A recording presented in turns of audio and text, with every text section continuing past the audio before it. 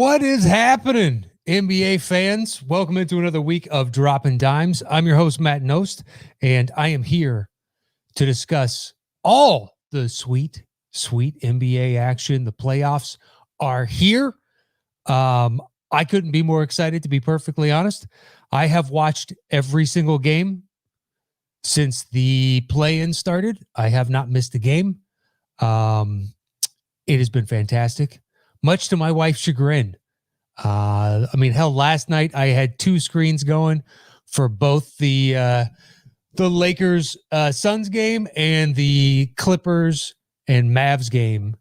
And full disclosure, when those two were on, I was paying a little bit more attention to the Lakers game because I was more intrigued by that matchup. So I'm going to discuss all the playoff series thus far.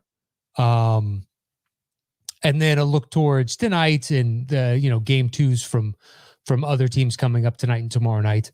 And that's the game plan for today. It's to discuss all the NBA action that we have seen thus far. I'm going to start with the series that have played two games. So last night's 3 games. Now all those teams have played twice. And, after one game, it's really easy to overreact. Oh my God, the sky is falling, this, that, and the other. After 2 games, because first game, one of the teams gets punched in the mouth. So you get to see how they react, and it gives you a better idea of what changes they'll make and what kind of series this is going to be. So once again, we'll start with the 3 from last night. And we'll just we'll go chronologically in order. The first one was the Nets Celtics. That was a whooping. I mean, flat out. Look, when Harris is just a bucket every time he touches the ball from outside, and the Nets looked so dialed in on defense that I'm curious as to whether or not that can maintain that kind of level of intensity. You would hope so with the playoffs, but they haven't shown that intensity all season on the defensive end. The playoffs are different, but defense is a matter of effort, and not showing the effort thus far to that degree during the season. I think right now that's more indicative of who they are as opposed to 2 games for an undermanned Celtics team. And when Tatum goes out, he got poked in the eye. They just don't have any guns left. Now you're saying, Kemba, we need you to get 35 to 40. Marcus Smart, we need you to get mid-20s. And then everybody else fill in around the perimeter. And it's just, then on the flip side, the Nets, it's, hey, Joe Harris is going off, so we don't need to. The rest of our big 3 does not need to carry the burden of this load. And this looks like a straight up sweep that's coming, because even before Tatum went out, he did not play well in the first game, and he wasn't playing well in this game once he checked out. And with no Jaylen Brown there, the defense can just key in specifically on him. And, I just don't, there's just not enough there on the Celtics to be able to match tit for tat with this. And the Nets, now personally, of the other 2-game series we've gotten to with the Bucks and the Heat, and now the Nets and the Celtics. So I don't think the Bucks will sweep. I think the Heat will peel off a game. Maybe 2, but I think a game for sure. Whereas the Nets, I think, sweep. But then moving on, those 2 face off in the next round. My opinion is, if both these teams continue playing like this, whoever wins that series takes the East. I'm not a believer in Philly as of yet. But anyway, we can get to that in due time. So Nets Celtics, I just don't see how the Celtics can do anything other than roll over. They just haven't got it. It's the Nets' biggest fault is the lack of interior presence, and going up against, teams with more established paint presence is going to be difficult for the Nets. That's going to be where the rubber hits the road. Rubber meets the road, rather. So in the next one, if they do manage to advance and the Bucks do manage to advance, it'll be interesting to see what they do with the likes of Lopez and Giannis and just a little bit more of the competent size that the Bucks present. But it looks like right now the Nets should be able to sweep. They should really be focusing on that because then they can get in more rest for their guys, which James Harden has a tendency to break down in the playoffs. KD has missed a bunch of games this year, coming off a hell of an injury in the Achilles tear. And that this will give Kyrie, instead of having to be absent from the team for unnamed reasons, he can just take the time off that everybody else is taking off, as opposed to just unscheduled time off. But I think it's that coupled with they'd get a little more practice time with all these guys.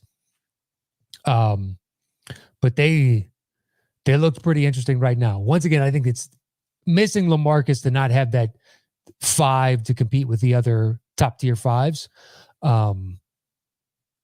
Is going to be where the Nets run into some kind of trouble. Outside of that, nobody can hang with their perimeters and their wings. Their top 4 talent is really unmatched, especially Joe Harris. Joe Harris, the number 1 3-point shooting guy in the league, had a quiet-ish game in game 1, and last night just erupted. But, okay, you can't, if you have all 4 of those guys in, you can't double anybody because leaving one of them open is just too potent an offensive force. So it's a one-on-one matchup.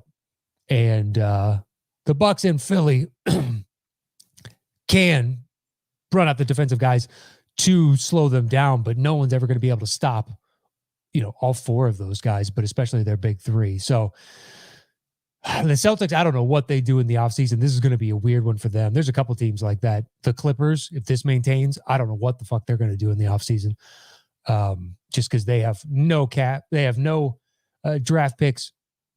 If Kawhi opts to not re-sign there, suddenly they're in a world of trouble. But anyway, Nets looked stellar last night. The game was over at halftime. And halfway through the third, it was all nails were in the coffin and they were adding extra nails. It was not good. All right. So moving on, Lakers Suns. This party's over. A comment over the side said, as a huge diehard that bleeds purple and gold Lakers fan, I must say KCP has been a disaster. Devin Booker has been too much for him. It has affected his offense. I mean, there's clips, and Ramon Cook says, good evening, Matt. What's up, Ramon? There was the clips last night of of LeBron pulling KCP aside and yelling at him to shoot when he's open. The Lakers are going to be difficult to beat when Anthony Davis shoots 21 free throws, which is utterly ridiculous. Did he earn a bunch of those? Yeah. But there were others. There was one, I want to say it was late in the third, early in the fourth, where the Suns got mauled down on their end, got mauled, got the ball back, got mauled again. Lakers turn it over. Then Anthony Davis ran down and ran into his defender and got 2 free throws. And I think that was indicative of some of the calls he was getting last night because then Booker turned and was like, where is the foul? If that down there is not a foul. And that's what I like about the playoffs. The game is much faster and the officiating is much looser. Just like, listen, you're going to have to earn these points. And I think that's deserved. It's the playoffs, man. Championship is on the line. Legacies are on the line. So you're going to have to play harder. You're going to have to fight through screens and double teams and being pulled and pushed and all that. And you're going to have to rise to the challenge. You got to give credit to the Suns, though. Chris Paul's shoulder I hope he comes back sometime soon and he's right as rain by the next one, because Cam Payne played the best game I think I've ever seen Cam Payne play. And, he fizzled out late, but it was kind of asking a selection of mostly really young players to go up against the veteran talent and leadership in LeBron and AD, but they almost beat him. They had a shot late in the game with no Chris Paul, who is the number one clutch player by statistics in the league. And to not have him out there steadying those young guys and relaxing them and getting into an offense, getting them a bucket when they needed it. It's going to be an uphill battle for them, a Sisyphean task to beat the likes of LeBron and AD. That being said, with CP3 only playing 20 to 22 minutes last night and sitting out the key time late in the game, and have Cam Payne in there, and the fact that the Suns kept fighting, they were in it until very late, I think is a great sign for the Suns as a whole. Because right now, watching that game, LeBron looks old. He got his 23 or whatever, but he had 18 with just a couple minutes left, and they flashed a graphic on the screen when LeBron scores less than 20 points. This team is not good. I think they would say they were 5 and something or other, but it was a losing record by a number of games. And LeBron is content to settle for outside shots, which he's gotten much better. There was a time where, like, when they went off against the Spurs, Popovich's game plan was, if we can get LeBron to settle for outside shots, that's a win for us. And it was at the time. But now he's a good shooter from 15 feet and out, which wasn't always the case. But he does not want to run towards the basket, to dunk, to fight in traffic. And that's a great sign for the Suns. You need to keep pressing that, because if he manages to get healthier, and possibly even healthy, even though he said, I'll never be 100% again. I think at this point, it's just LeBron covering his bases. It gives him an out. That way, if they don't do as well as everybody anticipated, he can always point to the fact that he said, I'm not 100%. Which LeBron has a tendency to do. Like, I can't remember which year it was specifically where they lost to the Warriors, the Cavs did, in the finals.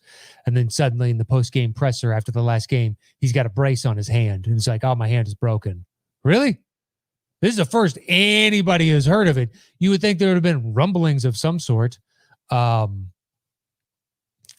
that the histrionics of his shoulder in the previous game, that's the one where people want to say, like, the GOAT discussion with LeBron.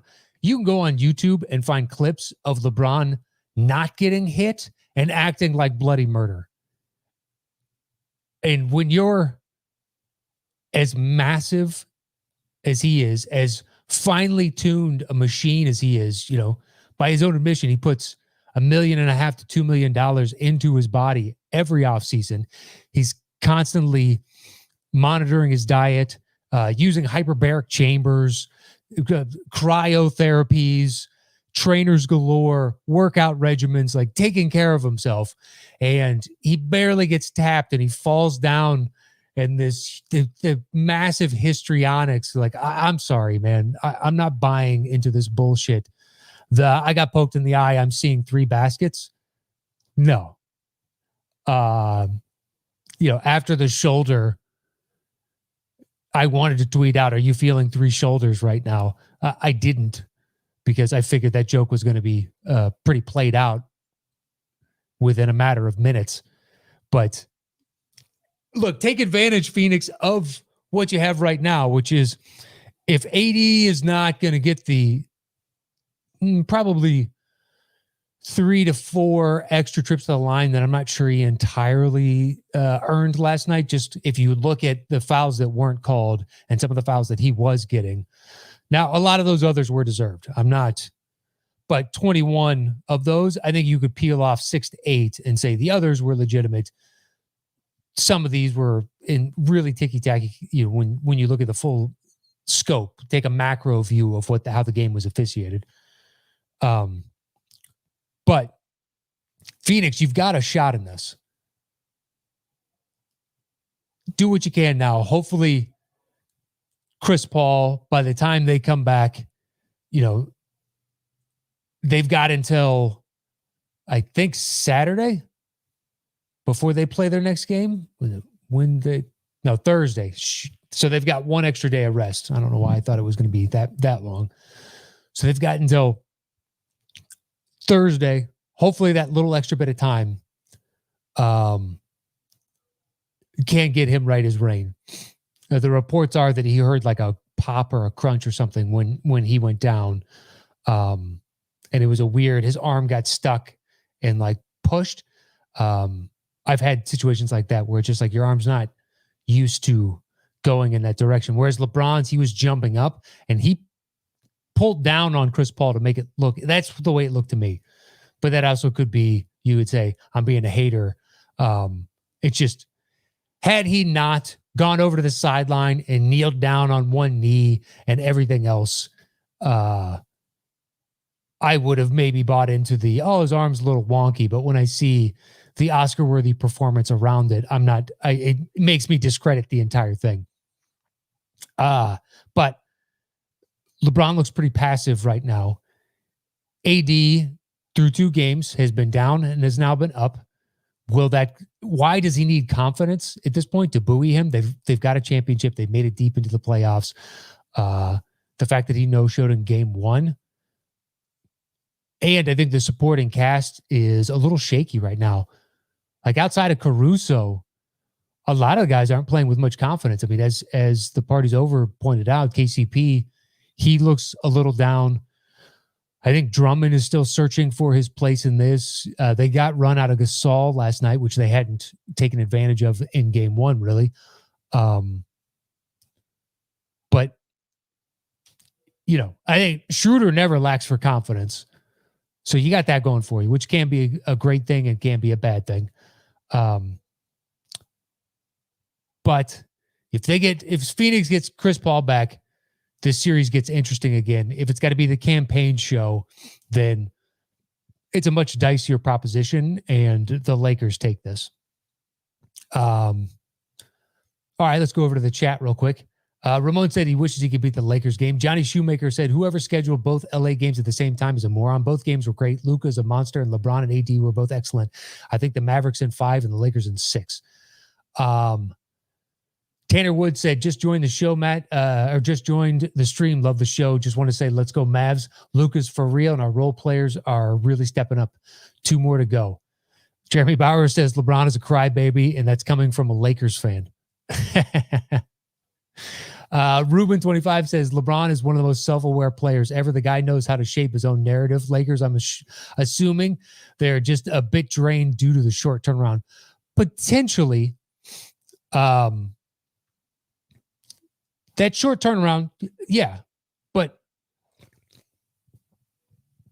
given the amount of time that LeBron and AD have had off, and a number of those role players weren't with the team last year, a lot were, your KCPs, your Carusos, your Kuzmas, etc. But now you've got, Montrezl Harrell and Marc Gasol, Dennis Schroeder, Andre Drummond. You've got guys that weren't, so the turnaround shouldn't be as detrimental to them. And I agree. Whoever scheduled the 2 LA games, that was foolish. Although, the same thing is happening tonight. We have 2 games going on simultaneously. They're the 2 East Coast games in Wizards Sixers and Hawks Knicks. But all right, let's move on to the Clippers Mavs series. And oh boy. Look, you could say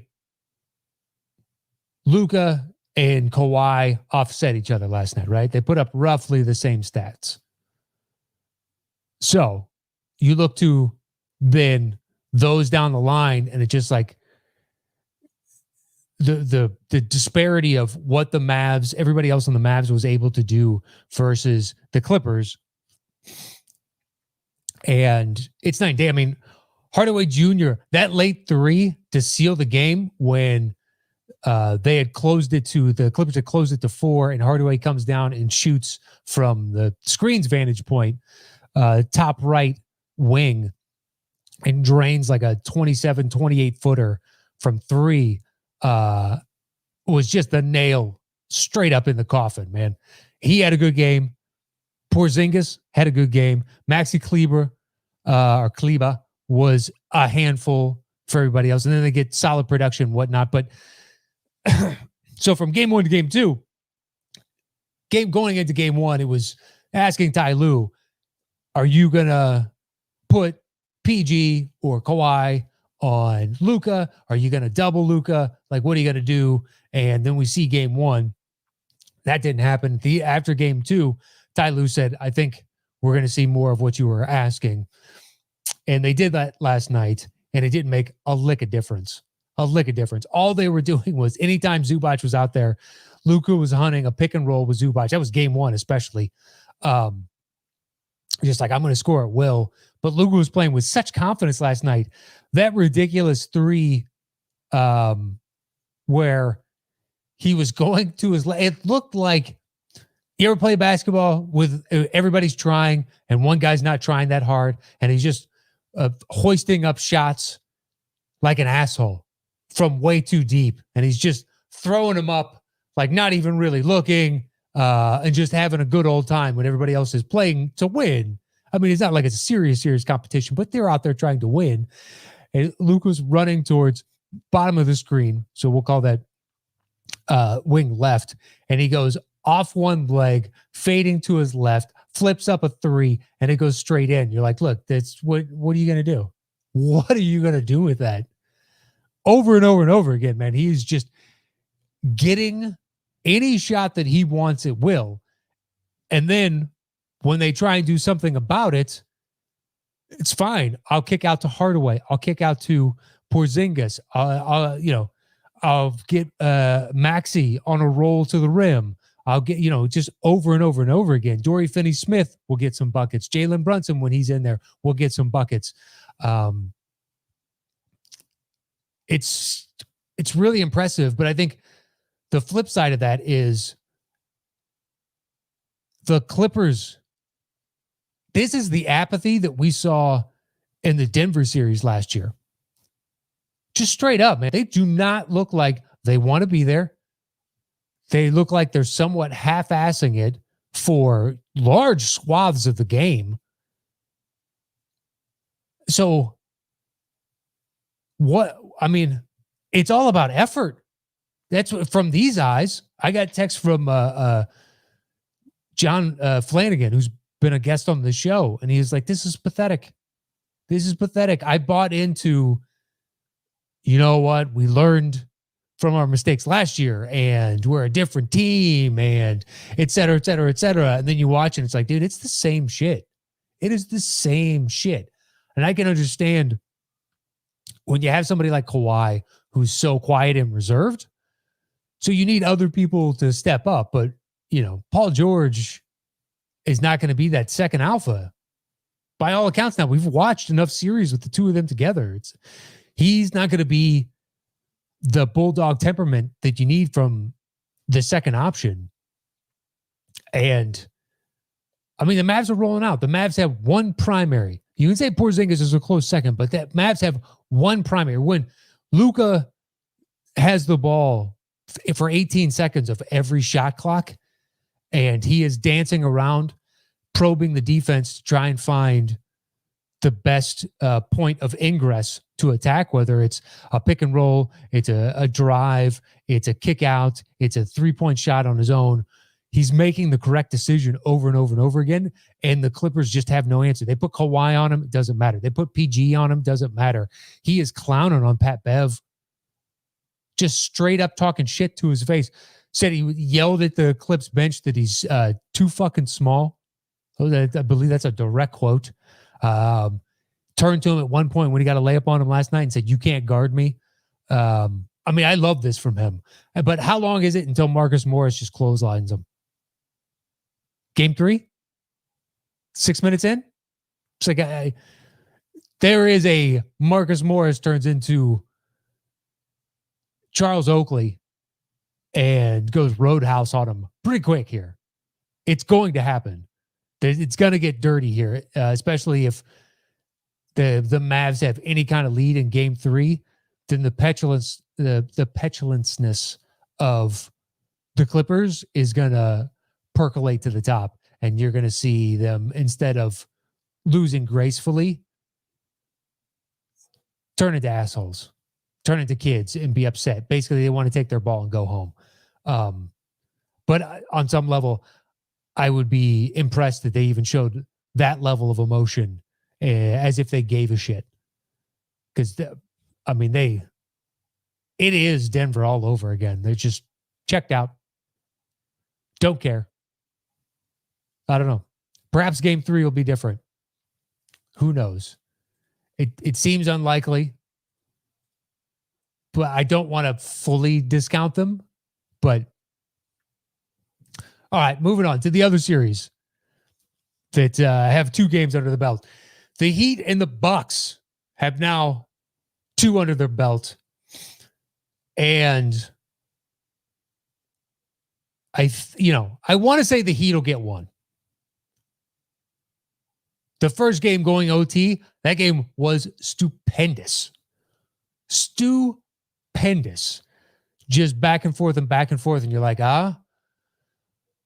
look, I like the Bucks coming into this, but maybe the people that were picking the Heat to win the series were right, where the Bucks, with the addition of Drew Holiday, it's not going to make that much of a difference. They're still going to crumble late in game to win that. And then it looked as though that gave them all the confidence to come in game 2 and just straight up smoke the Heat. I mean, Bryn Forbes was on fire. They shot somewhere in the ballpark of 75% in the first quarter, ran out to a huge lead, never surrendered it. It was never close. I still think the Heat can come out and punch them in the mouth and get a game, possibly 2. They have that ability. Like a Heat win game 3, Bucks win game 4, Heat win game 5, Bucks win game 6. That to me seems like a very realistic outcome. Although just as likely I could see Heat winning 3, Bucks winning 4-5, and it's just a 4-1. I don't think a sweep is in the books here.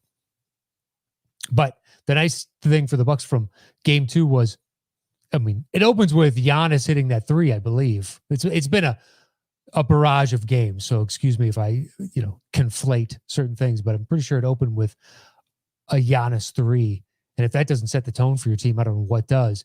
But he was mainly finishing where he finishes best, getting to the rim, forcing the defense to collapse down, then kicking out. And, Bryn Forbes is hitting his shots, and everybody else around them is playing their role to perfection. And then on the flip side of that, for the Heat, you need to be able to shoot threes to have a shot against this Bucks team, and they shot piss poor from 3-point land. And there's been a number of games like that where people are saying the sky is falling and be like, this team usually shoots really well. Like, look at Utah in that game 1, which we'll get to in just a second because they've got a game 2 tonight. Shoots really well from 3, and they didn't tonight. And the other team does shoot well. But in that Bucks Heat game, the Heat shot piss poor from 3, and the Bucks shot well, above league average, I believe. And the Bucks are more than happy to give up a whole boatload of threes, and the Heat didn't take as many as they really need to be able to hang with this within the game, especially when they've run out a huge lead like that. Then you should be shooting threes as much as you can, getting Duncan Robinson to curl off screens and just letting them fire away. And hopefully, Hero snaps out of his practically season-long funk and getting him more shots, or Dragic, who didn't shoot well from three either. But, game 2 was Bucks knocked him to the canvas and the Heat never got up. So I think the resolve of the Heat is strong enough to where I'm not sure that will have a lasting effect on them going into game 3, like, say, the Clippers. I think the Clippers right now are woozy and a little punch drunk, whereas the Heat are more than likely acting like the guy that just got socked and is kind of salivating and relishing it on some level. Now, he's out there also woozy and they can get knocked the fuck out, but they might be able to hang in there, close out the round, and make it into, round 3 of this metaphorical boxing match. I believe it's possible, but they looked overmatched right now. The Bucks, I never discussed who I liked going into the playoffs, but I already told you earlier, I think whoever wins, if Bucks and Nets make it out of this, whoever wins that series wins the East and has, depending on who makes it out of the West, has a damn good shot of winning this overall. I like both of those teams, especially if the Nets are going to compete on the defensive end like they did last night. If that is possible, and they're willing to say they go up against the Sixers in the Eastern Conference Finals, be like, you know what? Embiid's going to get his 35. We do have fouls for days to throw at him, but he's going to get his. So good luck to you, Tobias Harris and Ben Simmons and Danny Green and Seth Curry and everybody else. We're going to shut down all the rest of you and kind of turn it into a strategy that teams employ against the Warriors this season. Steph's going to get his, but nobody else is going to get anything.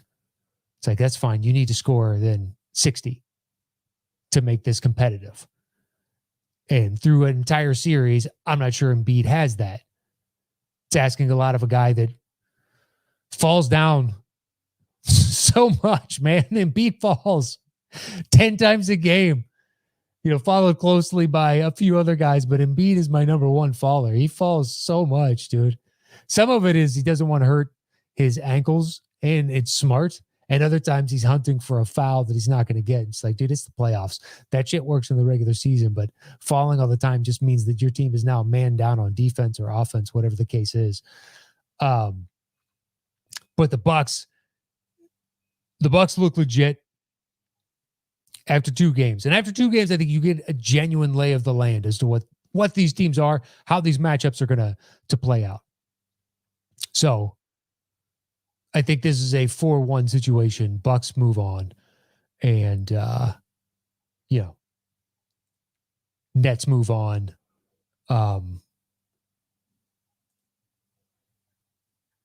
So, all right, moving on then.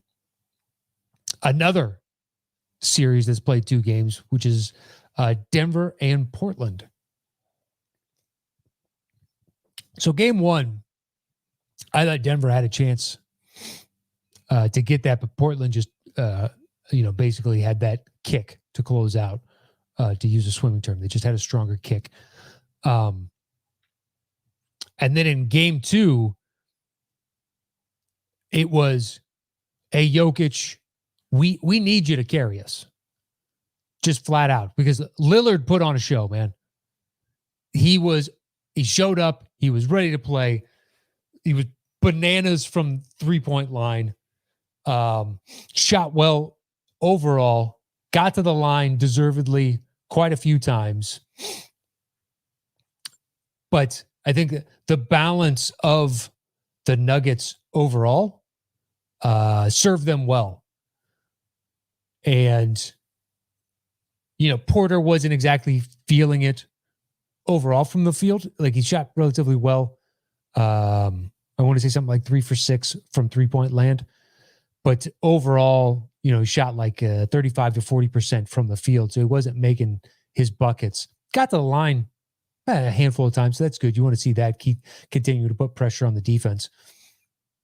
But it's smart when a guy may or may not be feeling it and doesn't feel the need to have to go out there and continue to shoot, especially when Aaron Gordon put up a nice little game.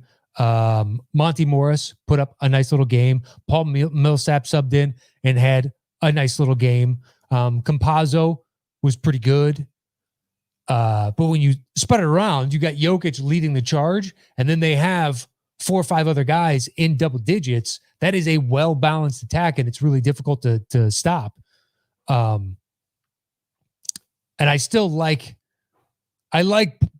Denver marginally overall. This is a fairly even, without Jamal Murray, this is a fairly even matchup. Especially with Lillard, if he's going to play at that level, then it's a tete-a-tete between the two. It's mano a mano. So if you can, much like Luka and Kawhi, just like, okay, those two are a wash. So if you're going to say that with like Lillard and Jokic, then it comes down to second, third, fourth, fifth, options on that, and who's going to win those battles. Game 2, it was Denver. We'll see. We'll see. Because Portland still has, you want to say Jokic is the best player out there, then Portland has players 2 and 3, although Porter's nipping at the heels. You can make a case that he might be third best player out there, depending on the night. Otherwise, it's going to be CJ. And then the depth of Portland is pretty good, especially on an offensive, side. Although Nurk doesn't look as good as he did last year in the playoffs, in the bubble. He hasn't been the worst thing I've ever seen. Let me look up his stats. I mean, last game he went 2 for 8, so he's not shooting too much, but 13 boards, fouled out though. That was huge. And I know that he's been relishing this matchup with Jokic because they used to be teammates on Denver, and he was traded out to make way for, instead of platooning the minutes, just giving Jokic all those minutes and getting something in return for him instead of having him sit on the bench. So he's carried that with him a little bit. And obviously Denver made the right decision. Nurkic has been hurt pretty consistently, and Jokic has elevated himself into this season's MVP. He's going to win it. They won't announce that until the stupid award show that nobody watches. Look, and you're talking to a diehard NBA fan. I do not give a shit about the award show. Just give the guys their trophies and get it over with. I like the Julius Randle's son bringing it onto the practice court, and he got most improved, or Joe Ingles handed it to Jordan Clarkson for 6th man of the year during a co-interview. That to me is fun. We don't need the big charade of a stupid award show where the outcome is known before anyone even walked into the damn room. So in this series, I easily could see this going 7, and I will take Denver in 7. But if Portland wins in 7, I will not be shocked. If Denver had Jamal Murray, then I think it'd be interesting, because then would Porter's confidence have grown even more, because he had to take over once him and like Monty Morris and Will Barton were in and out of the lineups, and you lose those 3 guys, and we need somebody else to step up, and Michael Porter Jr. does it and elevates to a degree where he's borderline all-star if he manages to play at that going forward next season and the seasons thereafter.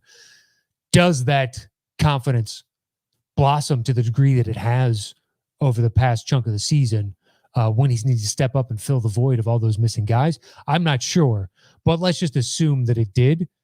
If you add Murray to this mix, Denver would have been my sneaky choice to make it out of the West.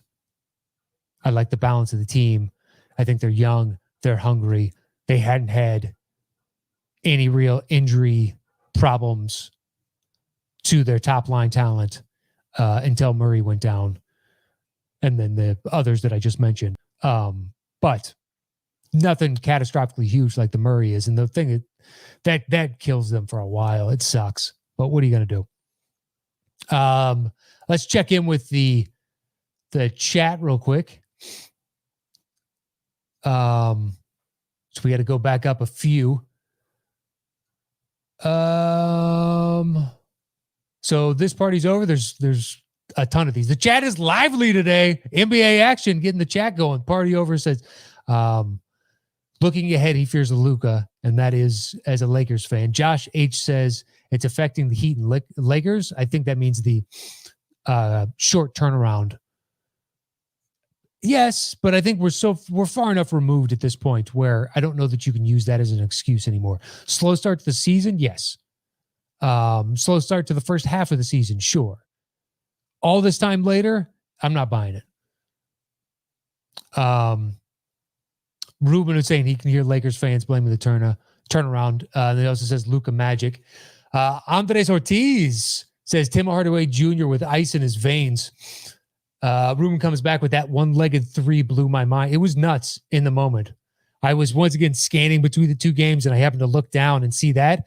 And my wife was watching TV, and I'm sitting on the couch next to her, but I got headphones in, so she doesn't hear me. And I just put my hands up silently, and then she looks over me and is like, what? I can't even explain how just dumb that shot was and how fantastic simultaneously.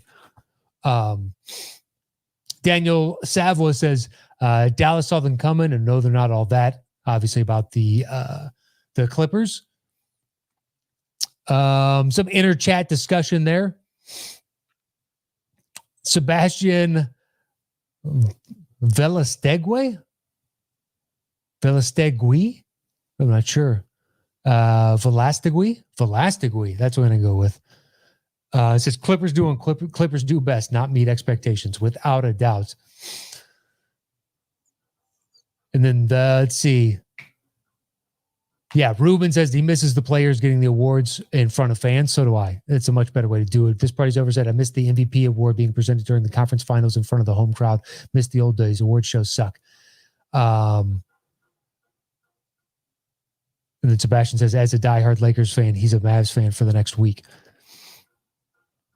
Yeah, well, how can you not root against the Clippers? Leave it to Lakers fans to root against the Clippers. The Clippers who have done nothing.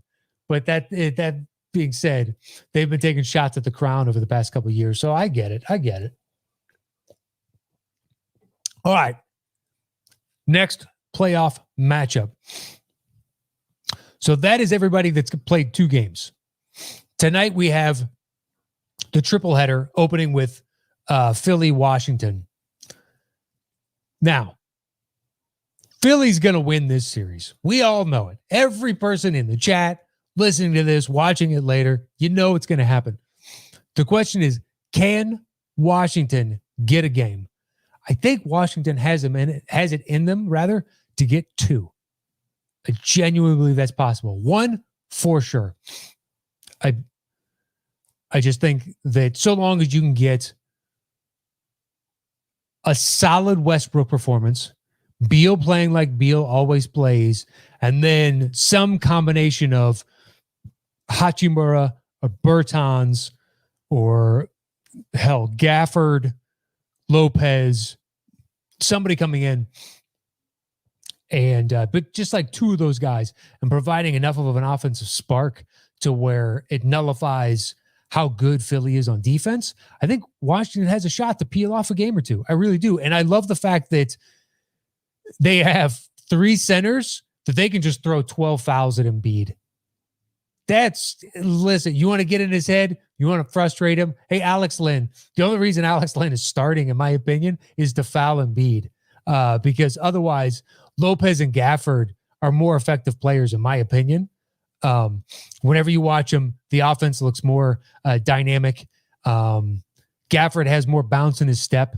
Lopez has those little old man, little mini hook things that he does. There's up and under where he's constantly, just moving on his pivot foot to try and get the defender, pump fake up off his feet and do just like these little old man game. I used to play against the guy, had the best old man game you've ever seen. And it was frustrating as shit. This was 10 years ago and I was a much younger man and he's playing against all, at that point I'm in my early 30s, but everybody else, the average age was probably like 23, 24 of guys we're playing with. And he was in his early 40s and would smoke us all. Didn't matter how athletic we were. He would just keep pump faking until we finally bit on one and then he'd spin and do this little up and under bullshit. And it was so tough to block. So tough to buy. He used his body to shield and in a non-illegal way, just knew the game. And you get that from Lopez quite a bit. You also get it from Luka, man. Watching him constantly pump fake and pivot until he can find the knock on him was his lack of athleticism, but his understanding of the game, footwork, and his IQ elevates it where that deficit in the overall physical ability is trumped by his understanding and intelligence of the game. You know, that intelligence can carry you for a long time. Look at LeBron. He's extended his career for so long just because he can see the game at a macro level quite a bit. But Philly is the stronger team. I mean, I don't want to belabor the point on this series. We all know Philly is winning this. Shocked there isn't a strong enough word in my vocabulary if either the Wizards or the Celtics won their series. Those are the only ones. If any of those, of all the series going on, East or West, those are the only ones we can all agree, look, it's done. The higher seed is winning this. It's over. It's just over. And so it becomes a question of, will Washington be able to get a game or two? And the nice thing with them is, if this was John Wall instead of Russell Westbrook, I think sweep is easily in the cards. But because of the force of personality of Westbrook, he's not going to give up, and he's imparted that to the young guys, where is he a flawed player? Yeah, you live and die by his performance. On the nights where he's not feeling it and continues to play at a Westbrookian level, he can kill you, man. But he never says die. He never gives up. He is always pushing and trying to get everything out of himself and out of his teammates. You got to love that about him. The heart, it's so big that he's given pieces of it to his teammates, and they've taken it and run with it. And that type of leadership, I said early on, basically, trading Wall for Westbrook. I think production-wise, yes, it's the same thing. But I was in error saying, it's an apples for apples type of trade. Once you factor in the force of personality, the will, the determination, the heart, it's an upgrade. Now, it's not a dramatic wins improvement upgrade unless how they closed out the second half of the season is indicative of who they'll be next season and going forward. Then next year, they're going to be a tough out, night in, night out during the regular season. But I think with Philly's going to take this, especially if Tobias is able to do what he did in game one tonight into game two. I don't see a world in which Philly loses this series. So there we go. Don't want to spend any more time on that one because it's a fait accompli. The next game tonight, then almost simultaneously in the game, I think all of us will be watching. I could go dual screen on this, and I will early on, but if the Sixers just amount a huge lead, or compile a huge lead, however you want to say it, then I will happily turn that game off and I will go over to the Knicks and the Hawks. Because much as I don't particularly care for watching Trae Young play, and the clip of Tim Williams sent it to me on Twitter, but I'd seen it on the trending page as well of Mayor de Blasio in New York City saying, Trae, play basketball the right way and don't hunt for fouls. The NBA has already stated in the offseason they're going to look into some sort of legislation to correct and remedy that problem. Whether or not they manage to come to a conclusion that the vast majority of owners and GMs feel comfortable enough to vote on is a different case entirely, because right now I can tell you, you're getting a no vote from the Hawks. Doesn't matter what the proposal is. If it's going to affect and even mildly nullify some of the effectiveness of Trae Young, you're getting a no from the Hawks. That's a straight Randy Jackson. You get a no from me, dog. Even though I guess he never actually said that on the show. It's, what is it? The Mandela effect, where we're ascribing that situation to him and it never actually happened. There is no clip of him ever saying, you're getting a no from me, or that's a no from me, dog. So I was watching during that game the New York telecast with Mike Breen and Clyde Frazier. And at the end, Clyde was saying what I would imagine every Knicks fan was thinking. And I'm not a Knicks fan. I'm just lumping myself in with the same thought process of, it's late in the game. You know what action they have run over and over and over again is Trey starting from the left wing, getting a pick, curling with his right hand around the right elbow, and either forcing the defense into a pick and roll or a floater. But Clyde was just sitting there going, you know he's going to his right. It's coming. He's going to his right. And once again, it was like 3 straight times down they ran that same play, or 3 out of 4. It's like, this is what's coming. We all know what's coming. And he did it. And to his credit, man, he made it. I couldn't tell initially what he was saying to the crowd. So my reaction was, shut up. Just shut up. Because I was pulling for the Knicks, openly pulling for the Knicks. But then afterwards, once someone read his lips and I saw like, oh, here's what he was saying. It's like, all right, good for you. They were dropping F-bombs and telling you to piss off. And for you at the end to be like, oh, where you at now? Where you at now? I like that a lot. That's a good villain. Good for him.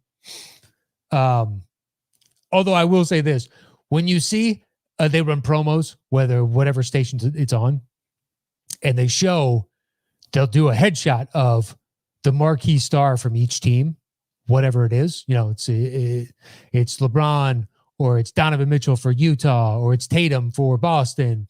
The Nets, by and large, it's Durant. When they do the 2 side-by-sides like they did it for upcoming games last night, and they showed tonight's games, every single person is smiling.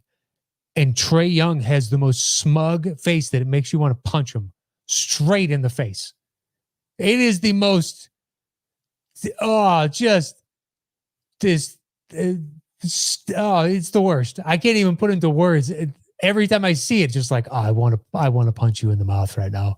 Look at that smug fucking look on your face. And I'm not even a Knicks fan.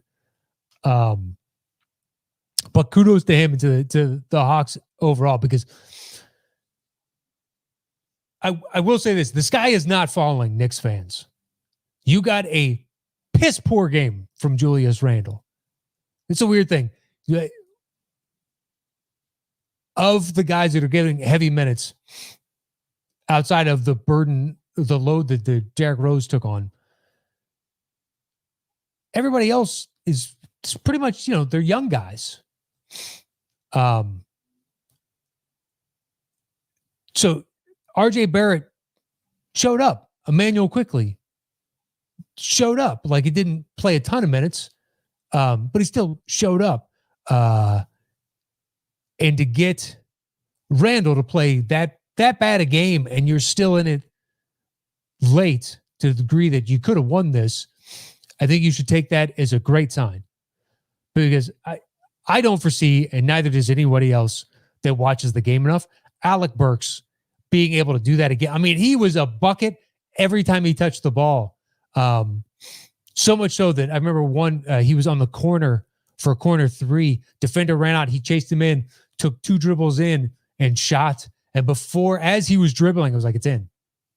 I don't care where he shoots from. It is in. He is feeling it. He was exuding confidence, and he hit a baseline little, probably like 12, 13 bunny jumper. And it was money in the bank. So I don't know that you're going to get that from Alec Burks again. I do feel like they don't have the same offensive firepower. I mean, going into the series, I favored the Hawks. The Hawks have a lot more offense. And they can outgun you like top to bottom. But I think the Knicks could end up being or have an advantage is, Tibbs will impart a grind it out, we're not giving up huge intensity kind of mentality. And as much as people want to laud Nate McMillan for the turnaround of the Hawks, he is a big part of that. But they got Bogdanovich back, and that changed the dynamic of a lot of offensively what that team is capable of doing. So Knicks fans, I would be buoyed by the fact that Randall had a bad game and you were still in this. Your young guys showed up. Derrick Rose looked really good. I think everybody has an understanding of what their role is on this team and who they are. I see this one going 7. I think the Hawks win in 7, but I'm pulling for the Knicks in 7. That is my hope. I do not want to continue to watch Trae Young. I just don't. Unless they make it into Philly and Philly curb stomps them, which I don't foresee that. Philly wins that series, but I think it'd be closer to like a 4-2 than a 4-0, maybe a 4-1, but I think a 4-2 is a more likely scenario on that one. All right, moving on. One final. The one with a lot of the a subtext as to what's going on behind the scenes, which is the Utah Jazz, Memphis, and Donovan Mitchell getting pulled from the game because of a disagreement between the team's training staff and doctors and Mitchell's training staff and his crew. He felt he was 100% ready. The Utah Jazz told him at the last minute that he was a scratch. According to Brian Windhorst, it has caused a rift between Mitchell and the team. Right now, who knows how large that chasm is? Because people were reporting a massive rift between Gobert and Mitchell, and then it got into the season, and they were playing really strong, and they mended those fences. If Utah manages to push past, win this series, be competitive throughout the playoffs, and hell, make maybe the Western Conference Finals or something, then, they can look back at it. They'll still have a discussion at the end of the season, but it won't be as big a deal. Whereas, say, Memphis wins this series, it's a big problem for them because Mitchell felt he was ready and they did not, and there was no discussion about it. It was just trigger was pulled and he was upset. And so were the other players because they didn't know anything about it until not too long before tip-off. Memphis, man. When Dylan Brooks and John Morant are shooting over 20 shots apiece and they're hitting over 50% of their shots, they're going to be a tough out regardless. On the flip side of that, I don't know that you're going to get that bad a three-point shooting performance from Utah in game 2. I mean, everybody outside of Joe Ingles, everybody had a bad night from 3. And this is, a team that is top 3 or 4 in 3-point percentage and attempts. They shoot a boatload from 3 and they make them. They might be like top 10 in makes, but they're top like 3 or 4 in attempts. But they make 41-ish% of their 3-pointers, and they're shooting 47, 48 a game. And they're making like 17 to 18 a game. That's a lot of threes. Ingles was the only one that shot at or around his average. Everybody else, Mike Conley was bad from 3. Clarkson was bad from 3. You don't have Mitchell in there. Bogdanovich was so-so from 3. I don't know if you can count on that if you're Memphis consistently over the course of a 7-game series. It seems unlikely. Just they've been too good at shooting. They have too much confidence when it comes to shooting. I think that will return. But tonight is the real test. And I haven't seen, did not look as to whether or not they're going to hold Mitchell out again.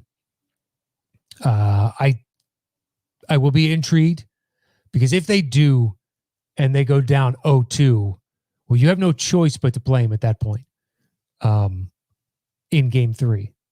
Just don't. Unless you're saying the injury is so bad that it could affect his long-term health and future, and the huge $200 million extension that he signed hasn't even kicked in yet. So you're protecting his future, the team's future, and that investment. But Memphis is playing with all the confidence in the world right now. They win their 9-10 game, and then they take down the Warriors, and now they come in at Utah in game 1 and beat Utah. They're playing really strong. Unlike last year where they faded in the bubble, like they had a practically insurmountable lead and then just kept losing games. And then suddenly they're in the play-in when they could have been out of that discussion, or at least in the driver's seat of it. And this year, it's the opposite of, we got to get to the play-in, and then from there, it's just like we control our own destiny, and we are happy with that. And Ja's playing with a ton of confidence. Dylan Brooks is playing well. Triple J is nowhere near what he should be, but at the same time, he missed 80% of the season.